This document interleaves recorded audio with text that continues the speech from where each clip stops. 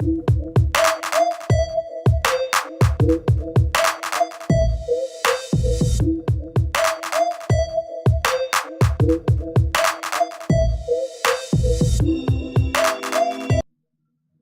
ladies and gentlemen. We are here in our Hallyujuku talks.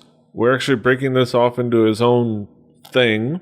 We decided to kind of its own dealy, its own... Trying something new, creating a kind of splitting off, branching. We're doing a very special Hallyujuku talks, because Kaz. Yes. First of all, I'm PD Rave, for those that don't know. You are. This is Kaz. Brandon Cooper, aka King Kaz, or just Kaz, if you're nasty. Kaz, it finally happened. It did. The long-awaited, much-awaited, much looked for fact that BigBang finally dropped some new music on us, and not just one song, but we got two, or we more or less waited till the second one came out, but they came out kind of right on top of each other, the same day, basically. Yeah.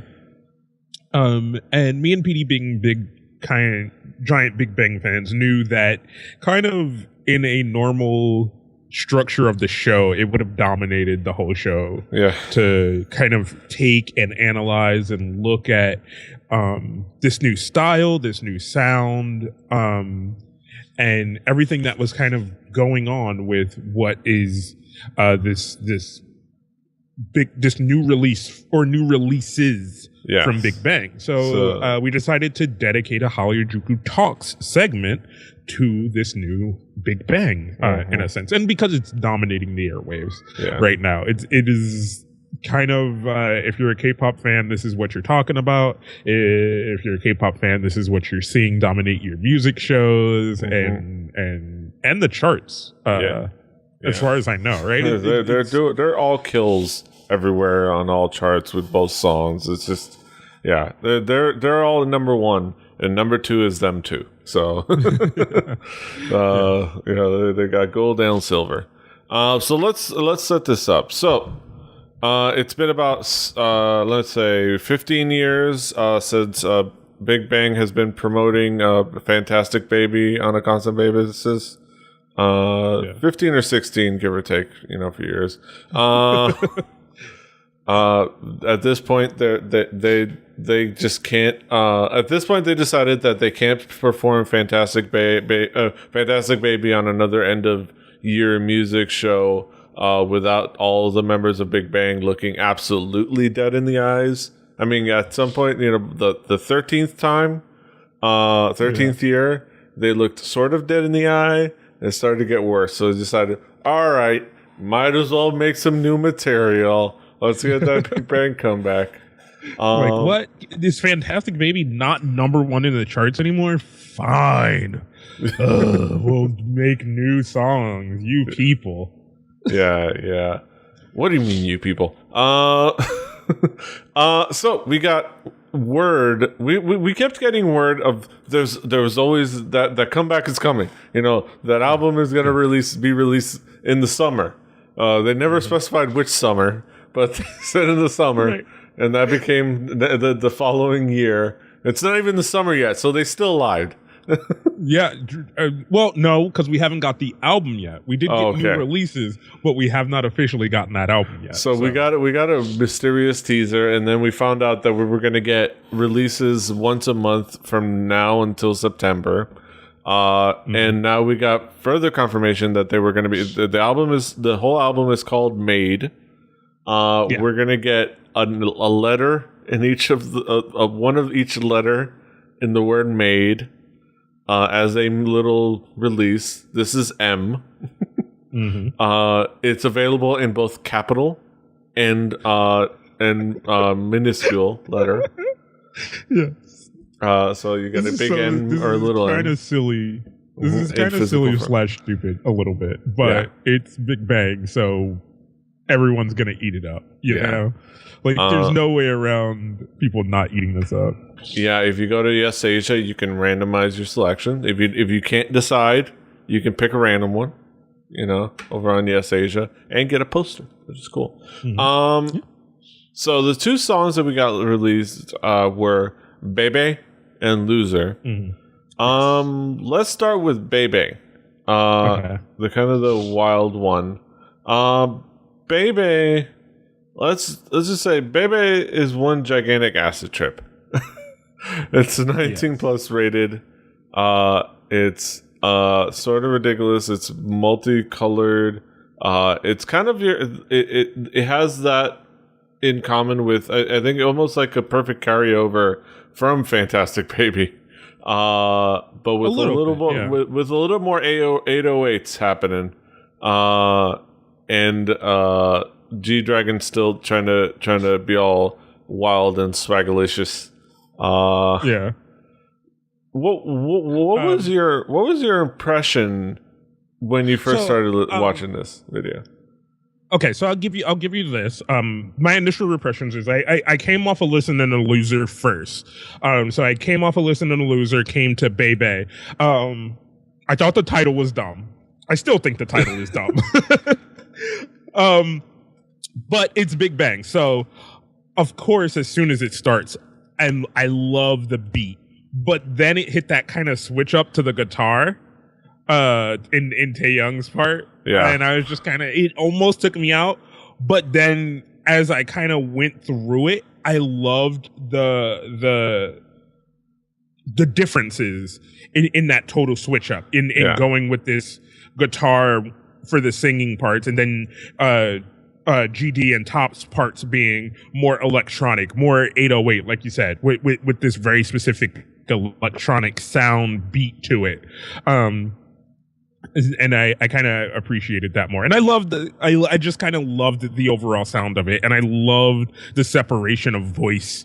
And I think that's the thing that is in Big Bang's personality is like we have said, they have so many different personalities. They have so many people in the five of them that can shine on their own. And I loved that throughout this song of kind of the different parts of it. And then kind of the melding and mixing that happens. Yeah. It is a little disjointed on some respects, but it works so well. There's so many kind of, if you want to look at the different analysis of it, there's by the way, there's a great article on Koreaboo. Every sexual reference you didn't catch in Big Bang's Bae Bae music video, as if we didn't catch all of them. And they kind of go through all the different parts and talk about how this part represents masculinity and the flowers and T.O.P's part. And really, I don't think anybody missed the sexual nature of T.O.P squeezing out that fluid from that syringe in the general direction of that girl's face. I mean, come on, there's nothing mysterious about that. Oh no, not at all. No. But it is, it's just there's so many things that work really well about the video and the song and how well shot it was. The colors work really well. The cinematography works really well for it. The song is super kind of fun and cool, catchy. A little bit silly name, but yeah, it's fun. I mean, if I don't know, would there be any part of it? Were there any disappointments for you? Would anything you would bring up? I think initially, for me, the biggest disappointment was that mix at first. I wasn't really sold on it at first, but the more I listened to it, I liked it because I love how well Big Bang works together, but I love them separately as well. Just the way they sound, their mix, and I think it kind of fit them a lot, and I liked a lot of it. Now the video itself, I just thought was all over the place. I did agree that it was all fucking over the place. It looked like they all shot it at separate times. Right, like everybody had their own idea and they couldn't agree, so they were just like, fuck it, we'll all make our own separate videos for the same song. Yeah. Who cares at this point? But that also kind of goes along with the song, right? Because each part of the song is individual to everyone, right? Even though it's the same song all the way through, is you have the part with GD. GD is by himself.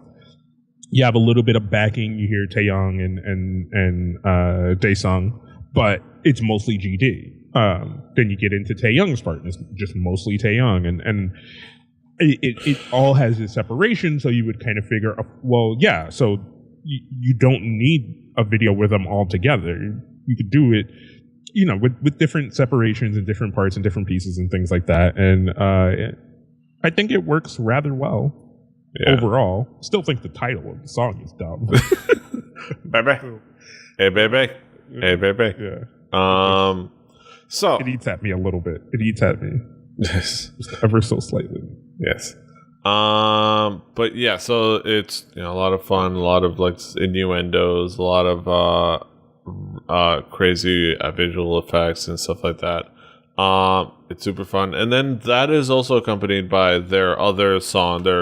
I think they're more successful. This is the one that's number one. Bae Bae is number two. This one's the main one. Kind of, I guess, deciding to show Winner what it is to do an emo hip hop big boy band song. It's like, all right, Winner did those songs that they debuted with, and Big Bang was like, all right, let the big boys show you how it's done. They released their song Loser, and whoa, it is emo-tastic. To say the least. You don't. It doesn't give you this initial impression, right? Because it kind of builds up to it in a really good way, where you kind of start off with a kind of sad looking GD, and then goes into him destroying a hotel room, and you're like, okay, it's like crooked. Right. And then and then he's like laying on the floor and doing all this other stuff, and walking through the streets and kind of crazy. But then it goes, like you said, into this really weird, deep, sad, emo place, and you're just like, okay, this is visually something. But the song itself was also like really exceptional in its build up, Yeah, it builds up. And I don't know. I don't want to. I'm trying to find the bad in it. You know what I'm saying? Like, I really want to find the bad in it, but it's so easy for me to gush over Big Bang, it's just like, because they do so many things right, for me, in the medium in which they are, in this, this K-pop medium, they do so many things good, and they do so many things right. And the other thing, that hairstyle is starting to eat at me for T.O.P. Just like he looks like fucking Bart Simpson with that hairstyle. Like, oh god. It's like, okay, no, just T.O.P. no. Oh, sorry, I got distracted. T.O.P's got these great moments, and then his apparently he's got OCD, or he's a germaphobe or something. I'm like, what's your deal, man? But Daesung's getting his ass beat all the time. Apparently, he's trying to be, a fighter. Incredibly violent, and it's sad. It's like, Taeyong's out, just living out on his own. It's just it doesn't flinch. That's kind of the main thing. Is it doesn't flinch. It doesn't hold up. It it just kind of goes full bore. And being like emotional and violent and and like angry, and like Taeyong on the roof screaming at the heavens, everybody crying, and it's not about dumb shit like some we're all in love with the same girl. No, they go full on legitimate emo-ness. Yeah, and everybody has a different issue. You know what I'm saying? Like GD's is this successful guy who's just depressed and crazy, and T.O.P's is just psychotic. Like he's just this crazy dude, and I mean it's all like different kind of mental things. Daesung is this guy who's, like you said, constantly getting beat up and just fed up and had enough of it and trying to fight back for himself. And Sungri is, the guy who's successful. Looks like he have his life together, but his girl was cheating on him. It's like, it's like he realizes he's a side dick, like. Mm-hmm. Or I don't know. Is he now in that situation? Is he the side dick or is the other guy the side dick? Because I get the impression. You know what? It might be him, and he might have thought everything was all cool and great, but he's the side. He's the side dish or the side dick, as you put it. I don't know why I tried to innuendo it when you already said side. Yes. Yeah. So. Yeah, that video was kind of had really good emotion to it, really cool, and it was interesting and fun. Some great reviews. You want to get in depth, Asian Junkie has some nice review on it. Mm-hmm. They get gloriously emo for Loser and go on an acid trip for Bae Bae. Point out some of the great moments, like really Taeyong with that glorious hair of his on that horse. It's like, look at my horse. It is something to behold. It's like, behold. I am glorious. I am Taeyong. Yes. Behold in me as your new god. Yeah. I also kind of want to give a little bit to their performances of these songs. Yeah. I know on the BigBang channel, if you want to go check that out yourself, they have 2 performances from Inkigayo. Mm-hmm. They came back for the first time in 3 years, since that's the last time they had a proper promotion cycle. Which is weird, right? Now there's this understanding that they are kind of the dominant force in general K-pop, right? Yeah. So and they'll be eligible next week, which is crazy. I don't want to say it like that. They haven't really poo-pooed doing these kind of things, but they've not necessarily had to do these things, because of how dominant they are. Also, and like I said, a part of it is they haven't been there 3 years because the last time they had something to promote on a music show properly was Fantastic Baby. That's the last time they were together as a group doing something other than touring. So it's like, so obviously they're not going to be on a music show. They haven't released anything. So it's like, it's finally an Inkigayo. They're going to start winning all these music shows next week, at least the ones they show up for, which is going to be crazy because we're now at the tail end. Well, it's hard to say it's the tail end, but we're still, EXO is still winning every music show that they're still eligible for. They haven't won Inkigayo the past couple of weeks, basically only because Inkigayo it only gives you 3 and then you're done. Right. You can only have 3 of Inkigayos. You can have a triple crown, but you're done. You're ineligible, and of course that gives us EXID winning on Inkigayo and Hani crying adorably. And they won this week again, even though they were in LA, getting made fun of for their accents by assholes. You can go watch the regular episode of Hallyujuku for us to discuss that. But yeah, they were on music shows again. Yeah, it's going to be interesting to see now that they're going to start being eligible to win these shows. How much which ones they go to bother winning. They were there. It's like, do we want to win that? Yeah, let's go. Let's just go take it. Yeah. See if they're not eligible, if they stick around for the announcement. They did stick around for the announcement for this show, even though they weren't eligible. So I'll give them that. They had that Eric Young moment of getting scared by the confetti being shot.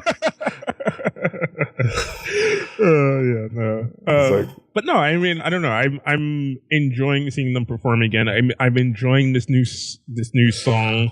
The songs. I keep wanting it to just be one song. It's just like I don't know if I can take this much of Big Bang. But Well, there is the theory. Betsy on Asian Junkie is doing a new segment because Asian Junkie started inviting a few of the commenters that frequently do cool content and have them do their own segments. So Betsy, who's on there a lot, in their comments a lot, she does her own thing called Artsy Fartsy, where she kind of breaks down kind of cinematography and art style and stuff like that. And she says, a closer look at Suit Loser and Bae Bae, which are maybe connected. And she kind of goes into the theory that they're one narrative. That it's one narrative. Like that you look at the Top's narrative in Loser, he's a clean freak. He touches the girls with gloves, and then in like Bae Bae, he's like the complete opposite. He's escaping, it's going on a big drug trip, It's like interesting. So go ahead and check that out on Asian Junkie. Hold on, I never went. I don't know if you have gone through the whole performance on Bae Bae, but Top comes out, and he goddamn looks like the goddamn Joker. Yes. It just continues. It continues.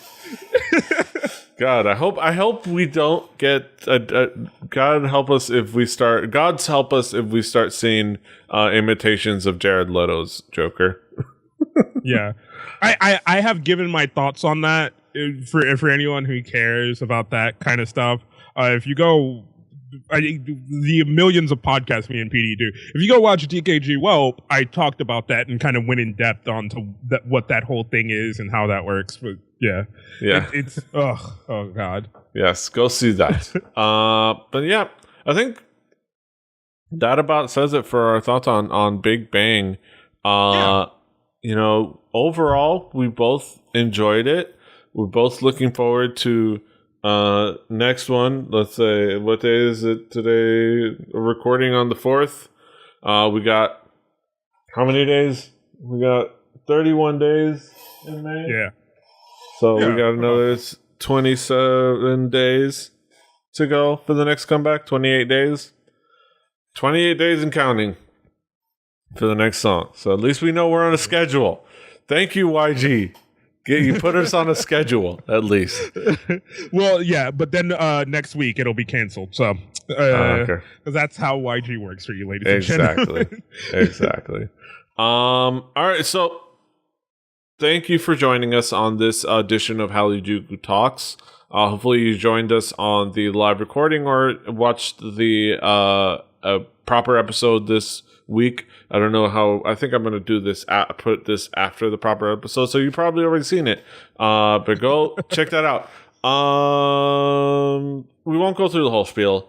He's King Kaz. I'm PD Rave. We're Hallyujuku. Check us out everywhere at Hallyujuku, kpoppodcast.com, Rebelli TV to subscribe to Rebelli TV on YouTube for this video and for the proper episodes of Hallyujuku. Until next time, hasta los huevos. Bye. Bye. Annyeong.